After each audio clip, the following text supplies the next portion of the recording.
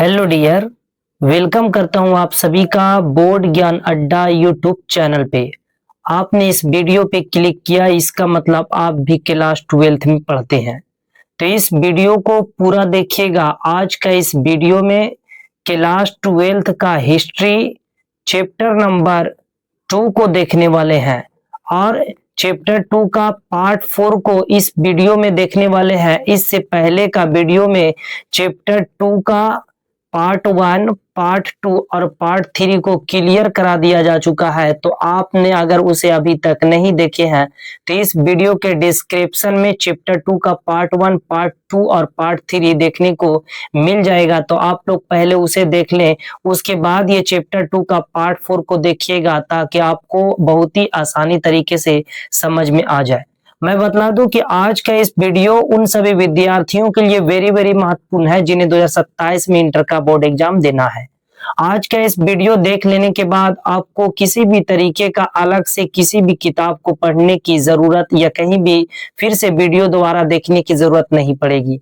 बस आपको करना यह है कि इस वीडियो को पूरा देखिएगा। आज का इस वीडियो के अंदर में ही सभी टॉपिक जो है ना याद हो जाएंगे, है ना। सभी टॉपिक को बिल्कुल सही तरीके से बिल्कुल सरल भाषा में समझाया जाएगा इस वीडियो में। और इस वीडियो देखने के बाद आपको कहीं भी दूसरी जगह पर या दूसरी किताब को पढ़ने की जरूरत नहीं पड़ेगी। इसलिए वीडियो को पूरा देखिएगा, है ना। इसलिए वीडियो को पूरा देखिएगा और अगर वीडियो अच्छा लगेगा तो इसे लाइक कर दीजिएगा और अगर अच्छा नहीं लगे तो इसे आप लोग डिसलाइक कर सकते हैं। और चैनल पे अगर नए हैं तो इसे सब्सक्राइब कर दें। आप भी अगर क्लास 12th में हैं, हिस्ट्री सब्जेक्ट से आपको भी अगर डर लगता है और आपको समझ में नहीं आता है तो घबराइए नहीं। इस चैनल के माध्यम से हिस्ट्री आपको बहुत ही सरल तरीके से समझा दिया जाएगा, इसलिए चैनल के साथ जुड़े रहें। तो चलिए बिना समय को बर्बाद किए ही शुरू करते हैं आज का इस सेशन को। तो आज का इस वीडियो में मौर्य शासन व्यवस्था के बारे में देखने वाले हैं। क्या था ये मौर्य शासन व्यवस्था? तो मौर्य साम्राज्य की प्रशासनिक व्यवस्था को 4 मुख्य स्तरों पर बांटा गया। कितने स्तरों पर? तो याद रखेंगे, इसे 4 स्तरों पर विभाजित किया गया है। पहला केंद्रीय व्यवस्था, दूसरा प्रांतीय व्यवस्था, तीसरा नगर प्रशासन और चौथा ग्रामीण प्रशासन। ठीक है, तो इसे 4 जो है ना 4 मुख्य स्तरों पर इसे बांट दिया गया है। ठीक है, जिसमें से देखेंगे कि पहला केंद्रीय व्यवस्था है। तो आखिर ये केंद्रीय व्यवस्था होता क्या है? ठीक है, तो केंद्रीय व्यवस्था की अगर बात करें तो राजा राज का सर्वोच्च प्रमुख होता था। राजा जो है वो राज का सबसे उच्च होता था, प्रमुख होते थे। लेकिन वह जो है ना स्वेच्छाचारी शासक नहीं था। शासनकारी मंत्रियों की सहायता से शासन कार्य की अगर बात करें कि शासन कार्य कैसे होती थी, तो शासन कार्य जो है ये मंत्रियों की सहायता से संचालित किया जाता था मौर्य साम्राज्य में।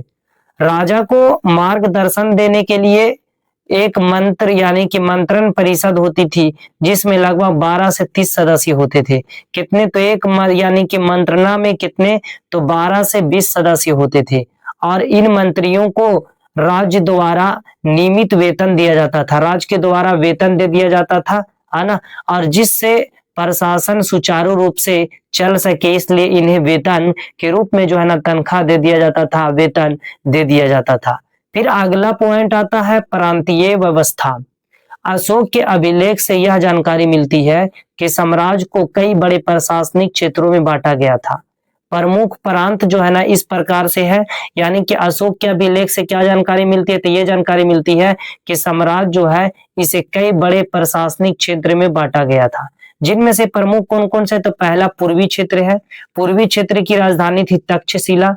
दूसरा पश्चिमी क्षेत्र है जिसकी राजधानी थी उज्जैनी, है ना, उज्जयिनी। और तीसरा आता है फिर कौन सा? तो कलिंग क्षेत्र जिसकी राजधानी थी तोसली। और उसके बाद आता है दक्षिणी क्षेत्र जिसकी राजधानी थी क्या? सुवर्णगिरी। और फिर उसके बाद आता है मध्य क्षेत्र यानी कि बीच का भाग जिसकी राजधानी थी पाटलिपुत्र, है ना, जिसे आज हम लोग पटना के नाम से जानते हैं। ठीक है, आप लोग कमेंट करके बतलाएं कि पटना का जो है ना कुल कितने नाम है। ठीक है, आप लोग कमेंट करके जरूर से जरूर आंसर दें इसका। ठीक है, आगे बढ़ते हैं। आगे का पॉइंट है प्रत्येक प्रांत का प्रसार राज्य की ओर से नियुक्त अधिकारी के द्वारा चलाया जाता था। प्रत्येक जितने भी प्रांत थे इसे चलाने के लिए जो है इसमें सरकारी अधिकारी नियुक्त किए जाते थे, उनके द्वारा चलाया जाता था। और जो सीधे केंद्र के अधीन कार्य करते थे, केंद्र के अंदर ही कार्य करते थे। प्रांतों के प्रमुख शासक सामान्यतः कुमार की उपाधि से जाने जाते थे। कुमार की उपाधि से, कौन सी उपाधि? कुमार की उपाधि के नाम से जाने जाते थे। प्रांत के मुख्य जो शासक होते थे उन्हें कुमार कहा जाता था, और जो केंद्र की ओर से नियुक्त होते थे और सम्राट के प्रतिनिधि के रूप में कार्य करते थे। सम्राट के सहायता के रूप में, सम्राट को जो है ना प्रतिनिधि के रूप में कार्य किया करते थे। अगला पॉइंट आता है नगर प्रशासन, है ना। तो ये नगर प्रशासन, जिसमें मेगास्थनीज के विवरणों के अनुसार नगरों का शासन एक संगठित परिषद द्वारा संचालित होता था। यह परिषद 30 सदस्यों की होती थी। कितनी सदस्य की? तो 30 सदस्य की होती थी, याद रखेंगे। और जिसमें जो है ना, जिसे 6 अलग अलग विभाग में बांटा गया था। 30 सदस्य होते थे, लेकिन इसे 6 अलग अलग विभाग में बांटा गया था, और प्रत्येक विभाग में 5 सदस्य कार्य करते थे। कितने सदस्य? 5 सदस्य कार्य करते थे। मतलब यह है कि यह परिषद में कुल 30 सदस्य होते थे, जिन्हें 6 अलग अलग क्षेत्र में बांटा गया था, है ना। 6 अलग अलग क्षेत्र में बांटा गया था। तो प्रत्येक क्षेत्र में जो है 5 सदस्य होते थे। तो इसमें भी 5, दूसरा में 5, तीसरा में 5, चौथा में 5, पांचवा में 5 और छठा में भी 5। तो कितना हो गया? 5, 10, 15, 20, 25, 30। तो 30 सदस्य हो गया। ठीक है, इस तरीके से जो है ना, इसे क्या, तो अलग अलग वर्ग में बांटा गया था। प्रत्येक सदस्य में कितने? तो 5 लोग होते थे। नगर प्रशासन के प्रमुख विभाग क्या था? तो नगर प्रशासन के प्रमुख विभाग इस प्रकार से थे, जिसमें पहला आता है शिल्प एवं उत्पाद विभाग, दूसरा विदेशी आगंतुक एवं अतिथि व्यवस्था विभाग, उसके बाद आता है जनगणना एवं जनसंख्या विभाग, उसके बाद वह आता है व्यापार एवं वाणिज्य नियंत्रण विभाग। इस तरीके से इसे बांटा गया था। ठीक है, और वीडियो को पूरा देखिएगा ताकि आपको आसानी तरीके से समझ में आ जाए। वीडियो को बीच में अगर छोड़िएगा ना, तो आपको अलग से पढ़ना पड़ेगा, बहुत ही परेशानी का सामना करना पड़ेगा। इसलिए अलग से वीडियो नहीं देखना, अलग से किताब नहीं पढ़नी है। इस वीडियो को ही पूरी तरीके से देखिए ताकि समझ में आ जाए। उसके बाद फिर आता है वस्तु निरीक्षण एवं माप तौल का विभाग आता है। किसी भी वस्तु का निरीक्षण करना, जांच पड़ताल करना, मतलब निरीक्षण करना, उसे मापना, उसे तौलना, इस तरीके से जो है ना इसे विभाजित किया गया था। कर एवं राजस्व विभाग भी होते थे। इन सभी विभाग का उद्देश्य नगर व्यवस्था को सुव्यवस्थित और नियंत्रण बनाए रखना था। क्या रखना था? सुव्यवस्थित करना और नियंत्रण में रखना था। चौथा आता है ग्राम प्रशासन। गांव का प्रमुख अधिकारी ग्रामीण प्रधान कहलाता था। गांव का जो प्रमुख अधिकारी होते थे उन्हें प्रधान कहते थे, और जो प्रशासनिक कार्यों का संचालन करता था। प्रत्येक गांव में एक स्थानीय प्रशासक नियुक्त रहता था, जिसे शासन की ओर से अधिक अधिकार प्राप्त होता था। किसकी ओर से? तो याद रखेंगे कि प्रशासक नियुक्त रहता था, जिसे शासन की ओर से अधिकार प्राप्त होते थे। और प्रशासनिक ढांचा इस प्रकार का था। प्रशासनिक ढांचा क्या था? तो इस प्रकार था। पहला क्या था? ग्राम, है ना। ग्राम से क्या? मंडल, और मंडल से फिर बड़ा क्या होता था? जिला। ठीक है, सबसे पहले क्या होता था? ग्राम यानी गांव, गांव से फिर बड़ा मंडल, और मंडल से फिर बड़ा क्या होता था? तो जिला हुआ करता था। सैन्य सहायता की अगर बात करें तो यहाँ पास में सैन्य सहायता, मौर्य राज्य की सेना अत्यंत संगठित थी और विशाल थी। मौर्य जो साम्राज्य जो है, इसकी सेना अत्यंत जो है ना संगठित थी और विशाल थी, बहुत बड़ी थी। सेना को 6 मुख्य वर्गों में बांटा गया था। मौर्य साम्राज्य की जो सेना है, मौर्य साम्राज्य की सेना, इस मौर्य साम्राज्य की सेना को 6 वर्गों में बांटा गया था। कितने में? 6 वर्गों में बांट दिया गया था। पहला था पैदल सैनिक, दूसरा था और यानी कि क्या, तो अश्वारोही सैनिक, तीसरा आते थे हाथी दल सैनिक, चौथा आते थे रथ दल सैनिक, और पांचवा आते थे नौसेना सैनिक, और छठा आते थे सैन्य परिवहन सैनिक। तो याद रखेंगे मौर्य साम्राज्य सेना को कितने, तो 6 विशाल, 6 जो है ना मुख्य वर्गों में इसे बांट दिया गया था। ठीक है, तो ये तो 6 वर्गों में इसे क्या किया गया था? तो बांट दिया गया था। ये है 6। ठीक है, तो आप लोग इसे याद रखिएगा, वीडियो को पूरा देखिएगा, है ना, वीडियो को पूरा देखिएगा। अगला आता है सम्राट स्वयं सेना का सर्वोच्च सेनापति होते थे। मौर्य साम्राज्य में, मौर्य साम्राज्य जो है, उस मौर्य साम्राज्य में सेना का सर्वोच्च, सबसे उच्च सेनापति कौन होते थे? तो ये सम्राट खुद हुआ करते थे। कौन होते थे? तो सम्राट खुद जो है ना अपने सेना के उच्च सेनापति हुआ करते थे, सम्राट खुद ही, और संपूर्ण सैन्य शक्ति उसी के नियंत्रण में होता था। मतलब जो सेना है, और यानी कि जो सेना है ना, उस सेना का जो है ना सर्वोच्च सेनापति कौन होते थे? तो सम्राट होते थे। और जो सर्वोच्च सेनापति होता है उसी के पास में सैन्य, सारी सैनिकों की शक्ति उसी के नियंत्रण में होता था। ठीक है, किसके नियंत्रण में? तो सर्वोच्च सेनापति के नियंत्रण में। और सर्वोच्च सेनापति कौन होते थे? तो सर्वोच्च सेनापति सम्राट होते थे। ठीक है, उसके बाद फिर अगला पॉइंट आता है न्याय व्यवस्था, जो कि वीवीआई है ना, वेरी वेरी इंपॉर्टेंट है। न्याय व्यवस्था में, न्याय प्रणाली में सम्राट सर्वोच्च न्यायाधीश माना जाता था, सर्वोच्च न्यायाधीश माना जाता था। न्यायिक व्यवस्था राज्य के कानूनों और प्रशासनिक नियमों के आधार पर संचालित होती थी। मतलब यह है कि मौर्य साम्राज्य में न्याय किस तरीके से मिलता था, न्यायिक व्यवस्था क्या थी? तो मौर्य साम्राज्य में न्याय प्रणाली में सम्राट सबसे उच्च न्यायाधीश माना जाता था, है ना। न्यायाधीश बोले तो यानी कि क्या? तो हम लोग कह सकते हैं न्यायाधीश यानी कि क्या? तो जज। सबसे उच्च जज जो है ना ये कौन माने जाते थे? तो ये जो है ना न्याय प्रणाली में सम्राट खुद ही जो है ना सर्वोच्च जज जो है माने जाते थे, न्यायाधीश माना जाता था और यही न्याय किया करते थे, है ना। न्यायिक व्यवस्था राज्य के कानून और प्रशासनिक नियमों के आधार पर संचालित होती थी। न्यायिक व्यवस्था किसके आधार पर? तो राज्य के कानून और प्रशासनिक नियम के आधार पर संचालित होती थी। ठीक है, और देखेंगे वेरी वेरी इंपॉर्टेंट पॉइंट आ गया है ना, विशेष तथ्य आ गया है, नोट मतलब कि वेरी वेरी इंपॉर्टेंट है। आप लोग इसका स्क्रीनशॉट ले लें या तो फिर कॉपी में जो है ना इसे लिख लें, ताकि आपको 2027 के एग्जाम में कोई भी प्रश्न ना छूट सके। इसलिए इसको स्क्रीनशॉट ले लें या लिख लें, वीडियो को पूरा देखिएगा ताकि समझ में आ जाए और आपको 2027 के एग्जाम में किसी भी प्रकार की परेशानी ना हो। और वीडियो अच्छा लग रहा है तो इसे लाइक कर दें, चैनल पे अगर नए हैं तो इसे सब्सक्राइब जरूर कर दें। ठीक है, चलिए देखते हैं विशेष तथ्य क्या है। नोट, मौर्य शासन व्यवस्था के अंतर्गत 5 प्रमुख राजनीतिक केंद्र विकसित हो चुकी थी। कितने? 5 याद रखेंगे, कितने? 5 याद रखना है, कितने? 5।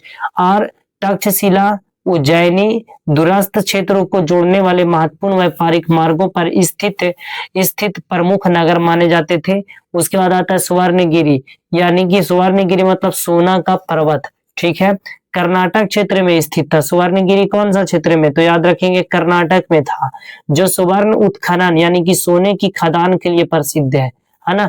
किसके लिए? तो सोने के खदान के लिए, है ना, सोने के खदान के लिए प्रसिद्ध था, इसे याद रखेंगे। ठीक है, अगला आता है विशाल साम्राज्य को प्रभावी रूप से चलाने के लिए, किसी भी विशाल, अगर बड़े विशाल मतलब बड़ा सा साम्राज्य है, उसे पूरी तरीके से चलाने के लिए, स्थलीय मार्गों और नदी मार्गों दोनों का विकास अत्यंत जो है ना आवश्यक माना जाता था। मतलब विशाल साम्राज्य को अगर चलाना है तो इसके लिए नदी का मार्ग और स्थल का मार्ग, ये दोनों अत्यंत सबसे ज्यादा महत्वपूर्ण माना जाता है और ये सबसे ज्यादा महत्वपूर्ण है। ठीक है, अगला पॉइंट है मौर्य साम्राज्य का ऐतिहासिक महत्व मानने का कारण, है ना। मौर्य साम्राज्य का ऐतिहासिक महत्व मानने का कारण क्या है? तो इसमें मौर्य साम्राज्य को भारतीय इतिहास में एक विशेष स्थान प्राप्त है, एक विशेष स्थान। मौर्य साम्राज्य जो है इसे भारतीय इतिहास में जो है ना एक बहुत ही बड़ा जो है ना स्थान प्राप्त है। किसे? मौर्य साम्राज्य को। जिसमें मौर्य साम्राज्य की अगर बात करें स्थापना, तो चंद्रगुप्त मौर्य ने, किसने? चंद्रगुप्त मौर्य ने किया। चंद्रगुप्त मौर्य के बाद उसका बेटा जो है ना राजा बनता है, जिसका नाम होता है बिंबिसार, है ना। क्या? तो बिंबिसार। और बिंबिसार के बाद फिर राजा कौन बनते हैं? तो इनका पुत्र होता है, इनका नाम है अशोक, है ना, अशोक महान। और इन्होंने जो है ना धम्म की शुरुआत किए थे। ठीक है, धम्म की शुरुआत किए थे। तो सबसे महत्वपूर्ण जो है ना मौर्य साम्राज्य को माना जाता है भारतीय इतिहास में। ठीक है, विशेष स्थान दिया गया। जब 19वीं शताब्दी में आधुनिक इतिहास लेखन की शुरुआत हुई, आधुनिक इतिहास लिखने की शुरुआत हुई, तब जो है ना उस समय भारत ब्रिटिश शासन के अधीन में था। 19वीं शताब्दी में भारत जो है ना ये ब्रिटिश अंग्रेजों के जो है ना चंगुल में लगा हुआ था, है ना। आपको कमेंट करके बतलाना है कि भारत कब आजाद हुआ, भारत कब क्या हुआ, तो भारत कब आजाद हुआ, आपको एक कमेंट करके बतलाना है। मतलब ये है कि 19वीं शताब्दी में जब आधुनिक इतिहास लिखने का कार्य शुरू किया गया, उस समय में भारत जो है ना ये ब्रिटिश के अधीन में थे। किसके अधीन में? तो ब्रिटिश के अधीन में थे, इसे याद रखना है। इतिहासकारों ने मौर्य काल को एक विशेष युग के रूप में देखा है। मतलब इतिहासकार जो है, इतिहासकार उसे कहते हैं जो है ना बातें हुए यानी बीते हुए बातों का अध्ययन करता है, वो इतिहास है ना जो करता है उसे इतिहासकार कहते हैं। और इतिहासकार का ये मानना था कि ये मौर्य काल जो है ना ये विशेष युग का काल माना जाता था। अशोक को एक अत्यंत प्रभावशाली शासक के रूप में स्वीकार किया गया। तो याद रखेंगे कि अत्यंत प्रभावशाली शासक के रूप में किसे जाना जाता है, तो याद रखेंगे अशोक को जाना जाता है। किसे जाना जाता है, तो याद रखना है अशोक को जाना जाता है। ठीक है, अशोक को। आगे आता है 20वीं शताब्दी में राष्ट्रवादी विचारधारा से जुड़े नेता ने भी जो है ना अशोक को आदर्श नेतृत्व का प्रतीक माना है। नेतृत्व का क्या माना है, तो नेतृत्व का प्रतीक माना है। शासन सिद्धांत शासन सिद्धांतों से प्रेरणा लेने का प्रयास किया गया। शासन व्यवस्था से प्रेरणा लेने का प्रयास किया गया। मतलब है कि 20वीं शताब्दी में राष्ट्रवादी विचारधारा जो थे वो इन जुड़े नेताओं ने भी अशोक के आदर्श नेतृत्व को प्रतीक सबसे बेहतर माना, और इन्होंने इनकी शासन सिद्धांत से जो है ना कुछ सीखने की जो है ना यानी कि चेष्टा की, और कुछ इनके शासन व्यवस्था से जो है ना लेने का भी प्रयास किया गया था। हालांकि मौर्य साम्राज्य लगभग एक शताब्दी तक ही टिक सका था और पूरे भारतीय उपमहाद्वीप पर पूर्ण रूप से अस्थायी नियंत्रण स्थापित नहीं कर पाया, और कई क्षेत्रों में प्रशासनिक पकड़ कमजोर रही, जिससे धीरे धीरे साम्राज्य की शक्ति छीन हो गई। और यूनानी लेखकों के विवरण के अनुसार मौर्य सम्राट के पास लगभग 6 लाख पैदल सैनिक थे। कितने, तो याद रखेंगे, क्या याद रखना है, तो याद रखना है कि यूनानी जो लेखक है, तो यूनानी लेखकों के अनुसार याद रखना, यूनानी लेखकों के अनुसार मौर्य सम्राट जो है इनके पास में 6 लाख पैदल सैनिक थे। कितने, तो 6 लाख पैदल सैनिक थे किसके पास में, मौर्य साम्राज्य के पास में।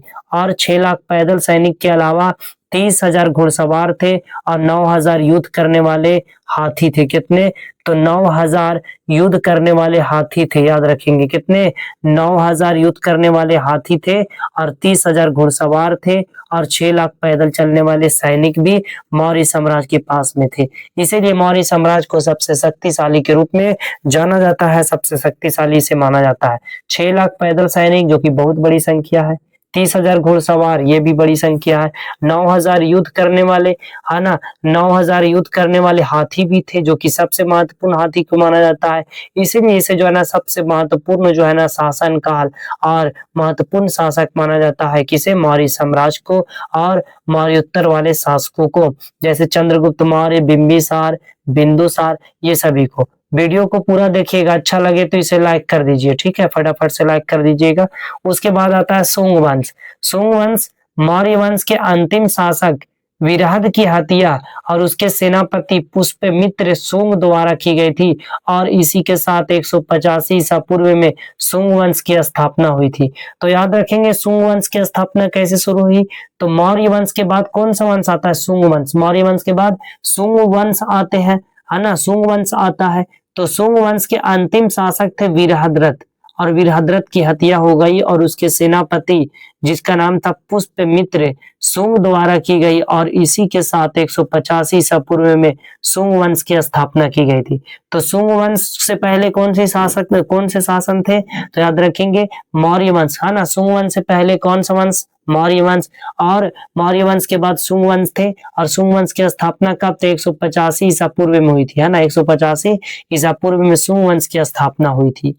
पुष्यमित्र सुंग, पुष्प यानी कि क्या, पुष्यमित्र सुंग एक वीर योद्धा थे और कुशल सैन्य नेता भी थे।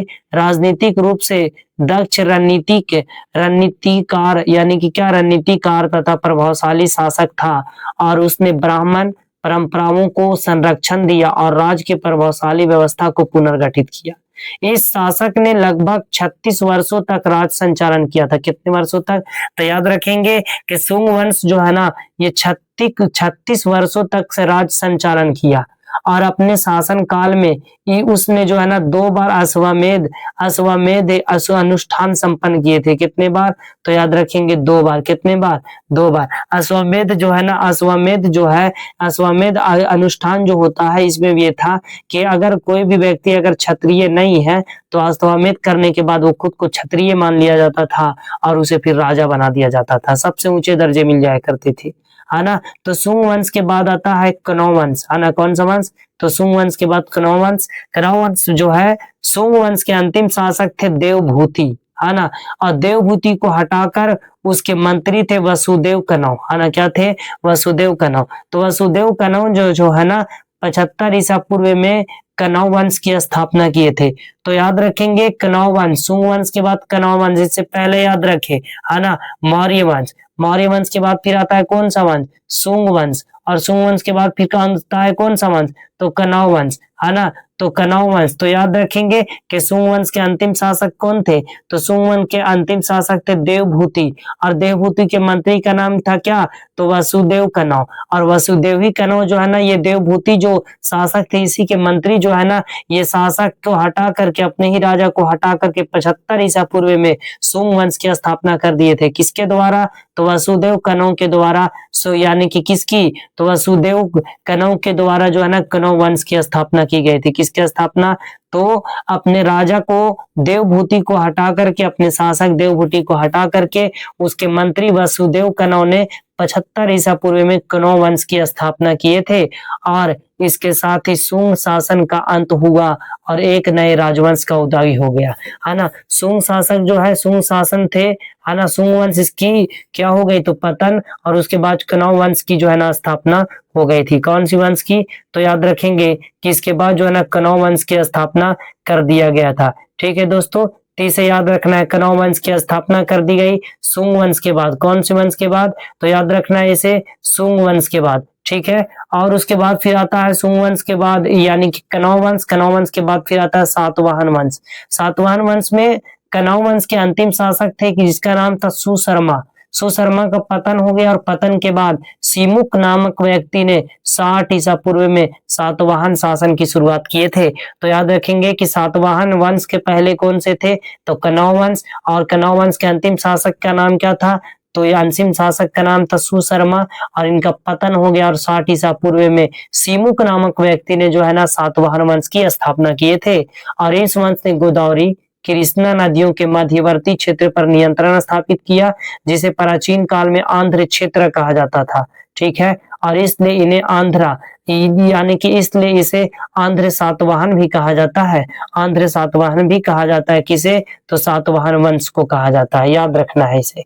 आ गया सातवाहन शासन व्यवस्था में मातृ परंपरा यानी कि क्या? मातृनम परंपरा का विशेष दिखाई देता है, क्योंकि शासकों के नामों के साथ प्रायः माता का नाम जुड़ा होता था। इसलिए जो है ना इससे सातवाहन वंश को जो है ना मात्रात्मक शासन माना जाता था, क्योंकि इन सब शासकों के लिखे गए लेख पर जो है ना ये पता चलता है कि उनके माता का नाम देखने को मिलता था। ठीक है, इसलिए पता चलता है कि ये मात्र जो है ना परंपरा हुआ यानी कि परंपरा वाला हुआ करता होगा, है ना, मातृ परंपरा वाला हुआ करता होगा।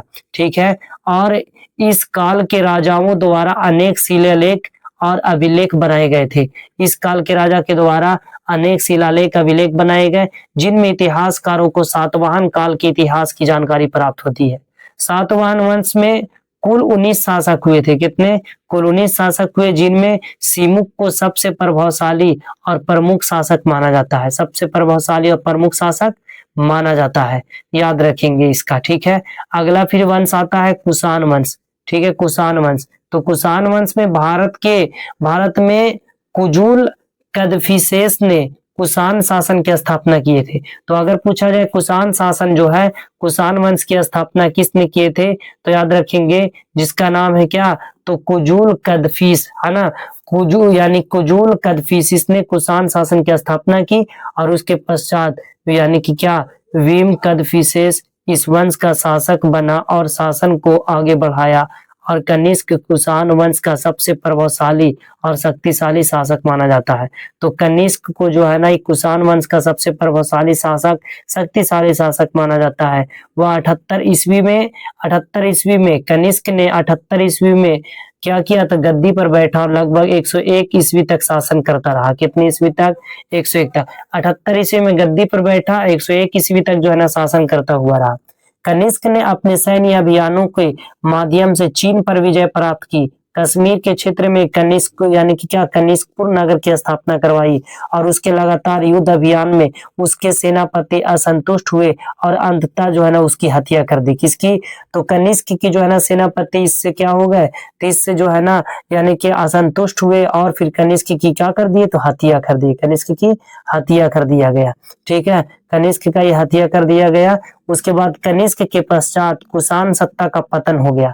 कनिष्क का जैसे ही हत्या किए उसके कौन, तो उसके जो है क्या नाम, तो कनिष्क का जैसे ही जो है ना हत्या करते हैं, ठीक है, वो तो उसके सेनापति हत्या करते हैं, वैसे ही जो है ना क्या होता है, तो ये वंश की जो है ना पतन हो जाती है। कनिष्क के यानी कि पश्चात कुषाण सत्ता क्या हो जाता है, तो समाप्त हो जाता है। ठीक है, तो याद रखेंगे इसे, है ना।